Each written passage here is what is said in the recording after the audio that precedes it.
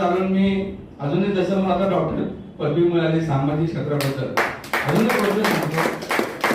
शिक्षण मला त्या काळी कमी झालं, पण नंतर मी ग्रॅज्युएशन पूर्ण केलं यशवंतराव चव्हाण मुक्त विद्यापीठ. शिक्षणाच्या संधी आता उपलब्ध आहे.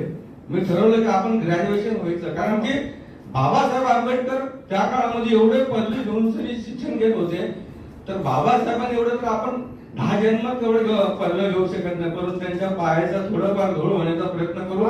मी ग्रॅज्युएशन मुक्त विद्यापीठामधून यशवंतराव चव्हाण मुक्त विद्यापीठ आहे ना, त्यातून मी पदवी घेतली आणि अजूनही माझं आता बरेचसे शिक्षण चालू आहे. म्हणजे यशवंतराव चव्हाण विद्यापीठात मी आताच ऍडमिशन घेतलंय आणि पुढचंही माझं शिक्षण चालू आहे. तर मला दिल्लीमध्ये डॉक्टरेट पीएचडी पदवी मिळाली या सामाजिक क्षेत्रामध्ये काम केल्याबद्दल. आणि त्यापेक्षाही म्हणजे त्या पदवीपेक्षाही आजचा जो सन्मान